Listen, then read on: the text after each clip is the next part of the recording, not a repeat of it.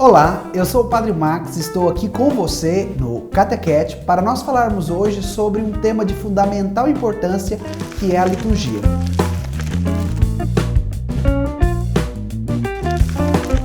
Vamos falar hoje sobre a liturgia. Se você está com o seu YouCat, você pode nos acompanhar a partir do parágrafo 179. Vamos compreender o significado da palavra liturgia.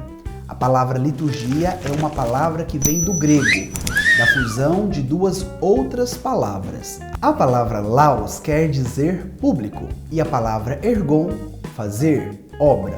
Então, a palavra liturgia significa uma obra pública, um fazer público. Depois, essa palavra foi cristianizada e se tornou a obra do povo em favor do próprio povo. É muito bacana quando nós pegamos na teologia, vamos percebendo que a profissão de fé, a lex credenti, uma expressão latina, aquilo que nós acreditamos se materializa de maneira celebrativa, ou seja, nós temos acesso àquilo que acreditamos por meio do quê? Por meio da celebração litúrgica. Por isso que a liturgia é algo tão importante na vivência da nossa fé.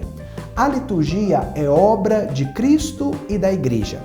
Tem uma terminologia também bastante interessante que diz: a Igreja faz a liturgia e a liturgia faz a Igreja. O parágrafo 179 do nosso YouCat nos faz uma pergunta: quem celebra a liturgia? O YouCat vai nos ensinar.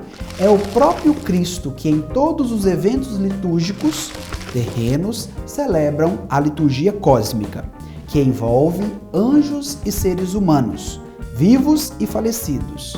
Envolve todo o tempo, o passado, o presente, o futuro, o céu e a terra. Os sacerdotes e os crentes tomam parte de diversos modos na celebração litúrgica.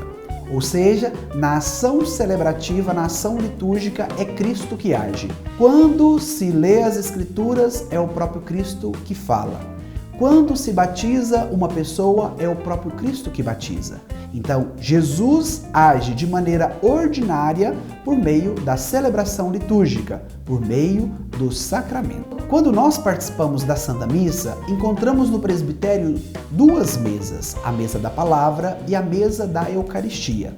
Essas duas mesas têm a mesma dignidade. Por que é importante nós entendermos isso? Algumas pessoas dizem assim: Padre, devido à minha situação, eu não posso receber a Eucaristia, então eu não preciso ir à Santa Missa. E eu sempre gosto de dizer: bom, se por um motivo ou outro você tem algum impedimento que te impede de receber a Eucaristia, mas você pode receber a Palavra de Deus, que é alimento como a Eucaristia, para dizer que as duas mesas possuem uma mesma ligação. Ali elas estão unidas e nos oferecem o alimento que Deus quer para saciar a fome do nosso coração, a sua palavra e a Eucaristia. Na celebração litúrgica, nós celebramos o mistério pascal de Cristo. E aí você poderia perguntar: Padre, o que é o mistério pascal de Cristo? O mistério pascal de Cristo é a sua vida, a sua paixão, a sua morte e ressurreição. E a liturgia nos insere dentro desse grande mistério que é um mistério de amor.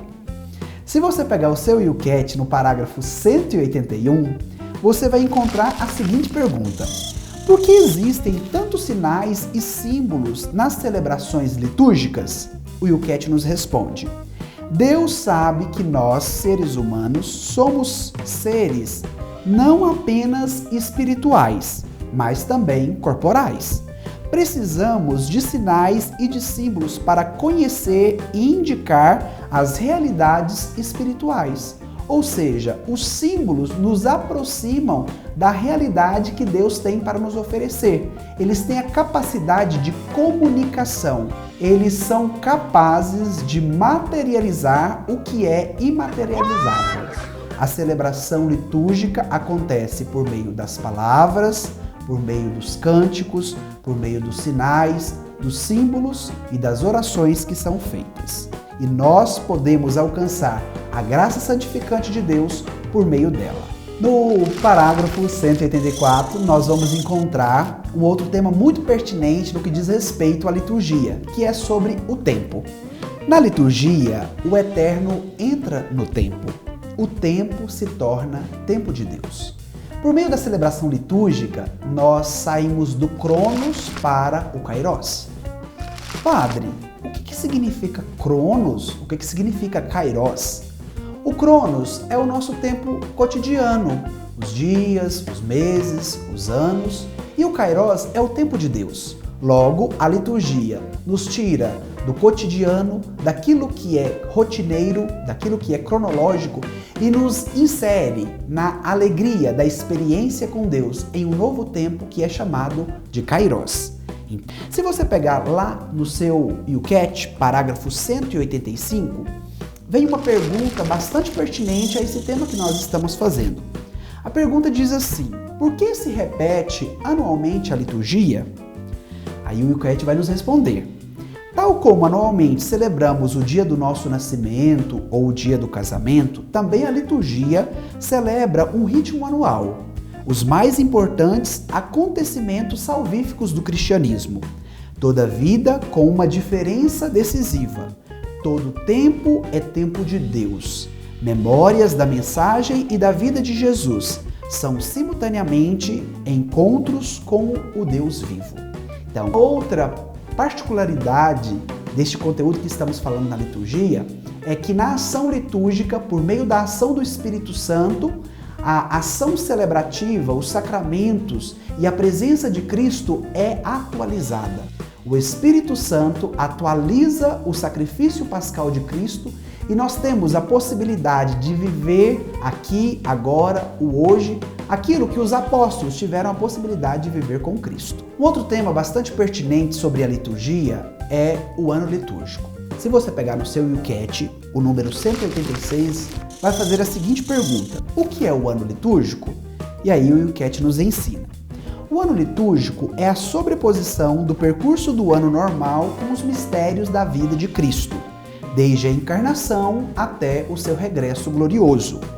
O ano litúrgico começa com o Advento, período de preparação para o Natal, e tem depois o seu ponto alto, um outro ponto importantíssimo do ano litúrgico, que é o período da celebração da paixão, morte e ressurreição redentora de Jesus Cristo, a celebração da Páscoa. O tempo pascal termina com a festa de Pentecostes, a descida do Espírito Santo sobre a igreja. O ano litúrgico é cadenciado pelas festas do Senhor, de Maria e dos santos, nas quais a igreja exalta a graça de Deus que conduziu a humanidade à salvação. Para encerrarmos o nosso programa de hoje, não poderíamos deixar de falar sobre o domingo. O domingo é o centro do tempo cristão. Por quê? Porque nele nós celebramos a ressurreição de nosso Senhor Jesus Cristo. A cada domingo nós temos a alegria de festejar, de celebrarmos a nossa Páscoa semanal. E é por isso que nós não podemos faltar à missa aos domingos. Muitas pessoas pensam assim: no domingo eu vou para o meu futebol, eu vou sair, eu vou almoçar com a minha família e se der tempo eu vou à Santa Missa. E eu sempre gosto de dizer que o centro da programação do nosso domingo precisa ser a Santa Missa. Já na sexta-feira você deve pensar: qual o horário que eu vou à Santa Missa no domingo? Depois de definir o horário que participarei da Santa Missa, aí termino a programação do meu domingo. Aonde eu vou almoçar, o que eu vou fazer com os meus amigos ou com a minha família. Por quê? Porque no domingo, na nossa Páscoa semanal, nós somos capazes de receber Jesus na Eucaristia. São João Vianney tinha uma frase muito interessante que diz o seguinte: domingo sem missa, semana sem Deus. Então, se você quer Deus na sua semana, participe da Santa Missa Dominical. Então este é mais um programa, o Catequete, que tratamos o tema sobre a liturgia. Se você ainda não curtiu a nossa página no Facebook, entre lá, Padre, por extenso, Padre Max Costa, e também se inscreva no nosso canal do YouTube, que está aí, para que de fato você tenha acesso a esses conteúdos da fé e transmita aos seus amigos, para que eles também possam conhecer um pouquinho mais sobre a nossa fé católica. Então, para encerrarmos, vamos receber a bênção do nosso Deus. O Senhor esteja convosco, Ele está no meio de nós. Abençoe-vos o Deus Todo-Poderoso, Pai, Filho e Espírito Santo. Amém. Na liturgia, o eterno... Ele sai? Ele sai? Não, mas ele sai. Se ele não sair, não tem problema não. Fica muito enrolado. O povo vai entender. Tem ele vai fazer a segunda...